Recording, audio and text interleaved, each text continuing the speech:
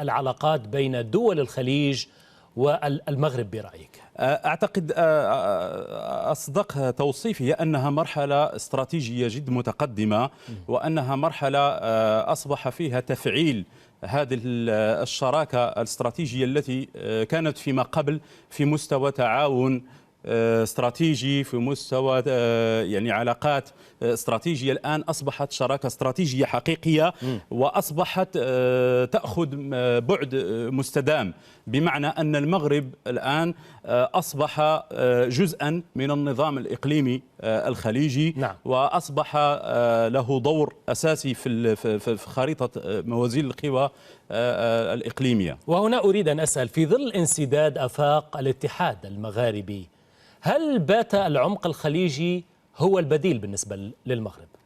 في الحقيقة هذه المقاربة يعني ليست واردة بهذا الشكل.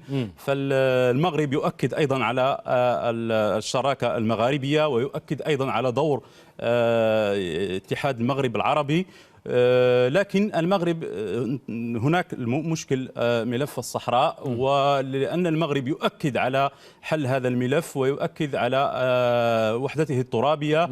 وهو ما ورد أيضا في الآن في القمة الخليجية المغربية، بحيث أن المغرب أكد على مسألة أن ملف الصحراء من منظور الرؤية الاستراتيجية المغربية التي ترفض مشاريع التقسيم في العالم العربي كله. نعم. وهي مشاريع التقسيم كما نعرف جميعا هي أجندة تدخلت فيها قوى دولية، وتحاول بعض القوى الإقليمية تنفيذها في المنطقة، وهي تستهدف الجميع.